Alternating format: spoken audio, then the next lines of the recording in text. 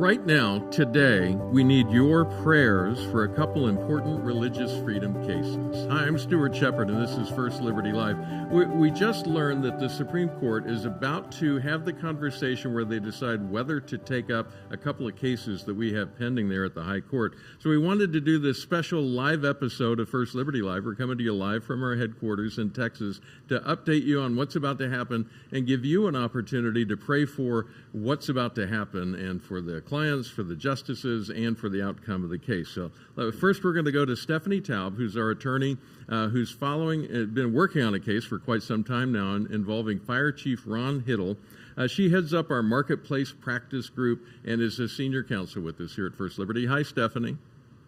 Hi, Stuart. Thank you for having me on. Oh, glad you could be with us today. We're at a critical moment in the case involving Ron Hittle, who's just a wonderful guy who got sideways with the city government. Explain what's about to happen at the Supreme Court. What's happening tomorrow that we need to know about? So tomorrow, the Supreme Court is going to be deciding whether to take our Fire Chief Hittle case. So technically what's happening is the Supreme Court justices have scheduled our Fire Chief Ron Hittle case for conference tomorrow. So they'll be discussing it, and we may find out about their decision as early as Monday, but it could take a little bit longer. So we really need everyone's prayers that the Supreme Court will decide to take this case and the other case that you'll hear about soon. And give us a picture of what that's like when they make these decisions about what cases to take up and which ones to let go. What are the logistics of that? How does it work? So the Supreme Court decides to take very few cases, maybe only around 1% of all of the cases that are requested of them. And around 100 cases, sometimes it's 80 cases. It really varies year by year. So they by no means take every case that they could take or that goes before them. So they want to take cases that are of importance to a large amount of people, can set important legal precedents, can correct splits within the circuits where different courts have gone very different ways to create uniformity. So there are a variety of factors that the Supreme Court will look at, and you need a vote of at least 4 of the justices in order to take the case. So in my understanding is the 9 of them get in a room and there's nobody else. It's just the 9 of them, right?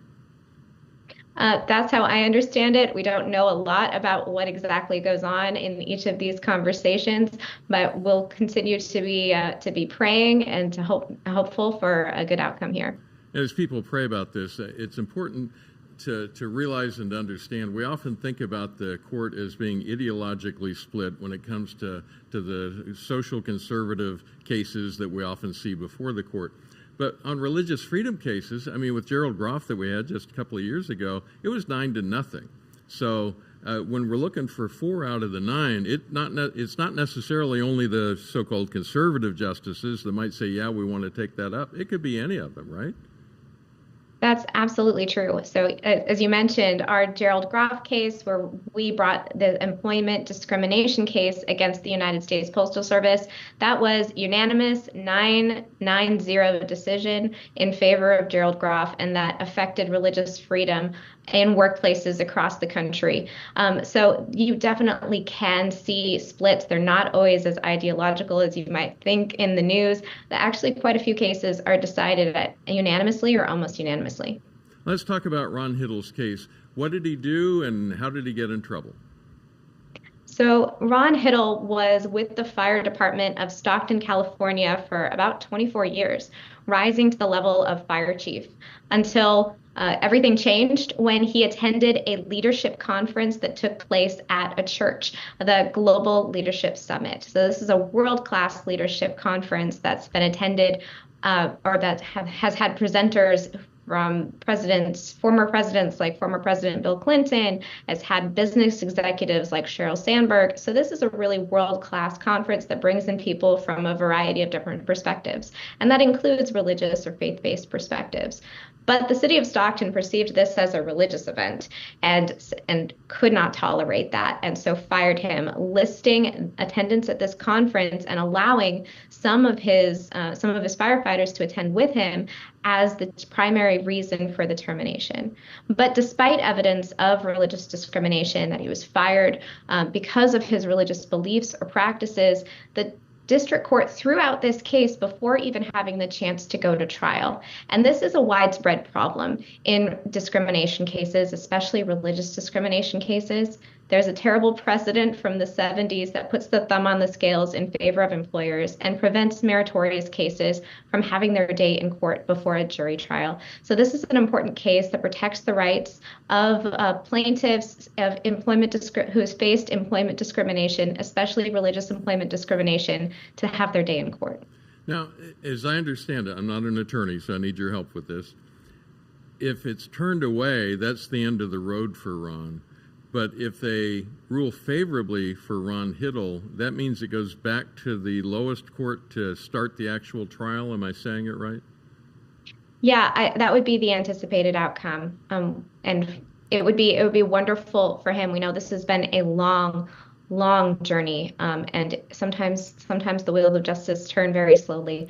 So he's been very faithful and trusting in God through this whole process, and we are honored to represent Fire Chief Ron Hittle.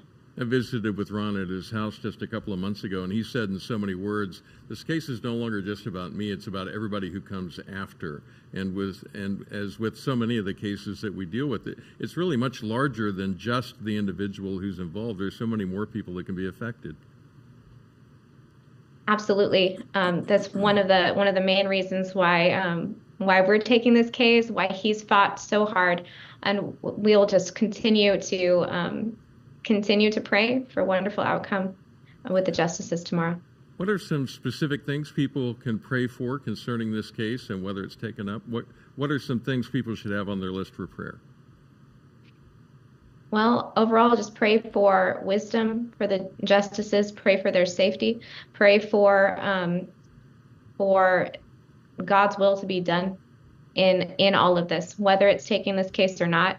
We pray he sees the bigger picture, and we just need to trust that his will be done, whatever the outcome. All right. Anything else you want to share before I let you go? Well, thank you, Stuart, so much for covering this case, and thank you for all the great work that you do. Yeah, well, we're glad to have you as part of our team. You are a terrific attorney, and I'm very proud of you and the work that you do. We're grateful that you're on our side. Thank you, Stephanie.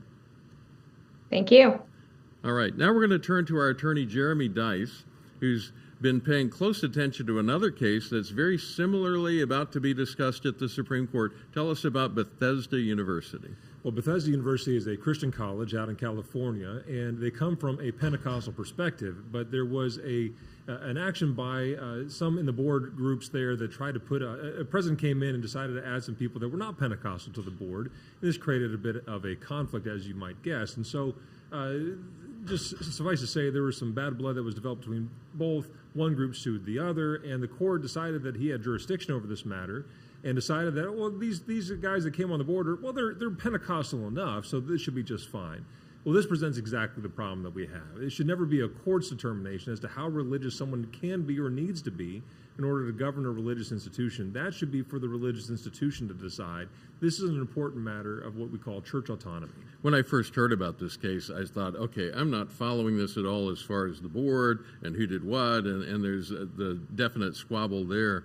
But I was clear on the fact that you can't have a government entity saying, oh, hello, Christian College, you need to run your school this way. You need to operate your board like we say. That's just wrong. That's exactly right. And that's why we've taken this case on, to clarify that issue. And we hope the Supreme Court will give clarity to it as well. Now, we happen to think that it's actually pretty clear. This has been case law that's going back into the 1800s, where this is deriving from, that religious institutions are able to select the ministers, the religious leaders of their choice, and it shouldn't fall to the government to pick and choose who gets to sit on the board or in the leadership of religious organizations. But yet we still have courts pushing that aside and saying, well, we can rely on things like neutral principles to make these decisions. That's what this judge here did as well. And he said, look, I can look at some of the language and say, well, these are my neutral ways of getting to determine whether or not they are following their own guidance. here's the reality. That neutral principles argument is supposed to apply to things like meets and bounds on a document saying this is the boundaries of your property, not whether or not someone is Pentecostal enough to be a part of your board. And so to make that determination is to make a religious decision rather than, which the courts should not be making. That should be left to the institution themselves to define them according to their own religious beliefs. And the reason we're wanting to talk about this live today from our headquarters here is tomorrow, as early as tomorrow, the Supreme Court will consider whether to take up this case and make a final decision on it. Yeah, we're hopeful that they will, whether it's in this conference or a later one. There's been a lot of support that's come in on this. I think there were 10 or 11 amicus briefs that were in support of our petition, which is a very high number. Explain what those are. Well, amicus briefs mean a friend of the court brief. These are organizations saying, we think this is an important issue. Here's what we think about it and how it might affect us depending on how this court rules or allows this decision to stand. And so when you have more cases, more people saying, hey, we want to see this case resolved favorably, take the case, the courts are more inclined, at least in times, to think that that might be a case that they should add to their docket. Yeah, and it's no small thing to write an amicus brief, a friend of the court brief. There's an expense involved and time involved. So 10 is a significant number. 10 to 11 is a very significant number. All right. When I first heard the details about this, it took me a while, like I said, to get a grip on it. Explain why the legal aspect of this is so important beyond Bethesda University. How would a favorable ruling apply across the country? Look, if a court can decide who sits on the leadership of Bethesda University, and if they're Presbyterian enough, well, then think about what it means to your local church or your synagogue or your religious institution, your charity that you're a part of in some far-flung part of this country. Yeah. If they can decide that, that church is, their leadership is Baptist enough, they can sit on the Presbyterian board or whatever it might be, or, hey, those guys are Catholic enough, they can join the entity that is never a decision that a government official should be making. That should be left to the province of the church and their leadership. Church leadership should never be subject to the definition of the government in terms of theological composition. That should be something left to the leaders of those religious entities entirely. That the court stepped in and said, well, I can make that determination, was to make a religious determination, not to make a legal one. And that's the point we're pushing back on. Now, what's going to happen, again, maybe as early as tomorrow. We don't know when exactly they'll take it up, but we're hearing that it could be tomorrow. The 9 justices go into a room, they close the door. My understanding is the junior justice has to go to the door if anybody knocks. So that would be Ketanji Brown Jackson at this point. It used to be Kavanaugh, and Amy Coney Barrett after him. And they meet, and among the 9 of them, they've got a stack, who knows how high, of all the cases. They've all read through it, and they have an opportunity to say this one but not that one. And my understanding is they get thousands of requests each year, but they only take 60 or 80, is that right? Yeah, that's right. They receive somewhere in the neighborhood of 10,000 applications, 10,000 petitions every single year to have their cases heard at the Supreme Court. And in the last couple of years, they've averaged somewhere in the neighborhood of 60 to 70, less than 80 cases every single year. Yeah. And so for your case to be pulled from that stack of 10,000 plus petitions is a rather significant issue. I mean, that's less than 1% of those cases that are being heard by the Supreme Court of the United States, which is why you want to have this sort of support that this case has, with a lot of people saying you should take this case because, it needs to stick out from the rest of the cases in terms of importance. So the first thing people can pray for is that at least 4 of the justices say, yeah, we want to take that case. What else can they pray for? Well, definitely that. We want to make sure that the Supreme Court considers this very carefully, and we hope that there are 4 justices that recognize the importance here and take the case. But, of course, keep on praying for Bethesda University itself. There's clearly some turmoil that's going on in terms of internal leadership over there, and they're going to need their prayers as well. And, look, clients at this point are always nervous. What's going to happen? What happens next? What happens if they don't take my case?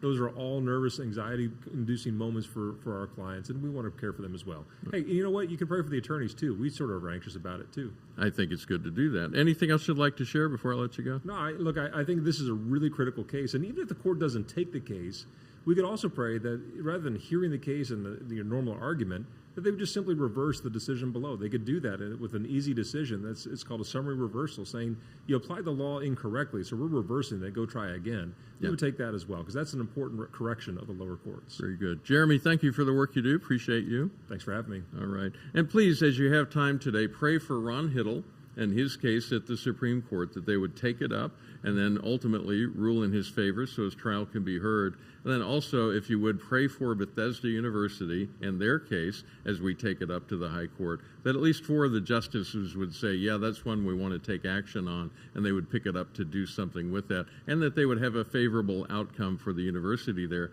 not just for that school, but for people all over the country that would be impacted by this. Add that to your prayer list. We appreciate the fact that you're joining us in prayer for this. We are a Christian organization. We represent people of all different faiths, but we do believe in prayer, and it's an important part of what we do here. In fact, we start every week with a staff meeting every Monday morning, and the first thing we do is have a devotional time and a time of prayer among our staff members here. So it's important to us. We pray it's important to you and ask you to pray along with us as we look toward the future with these cases. If you'd like to see America's religious heritage defended, please consider supporting our work here at First Liberty Institute. Just look for the big red Give button up at the top of our homepage. First Liberty is fighting for what matters most.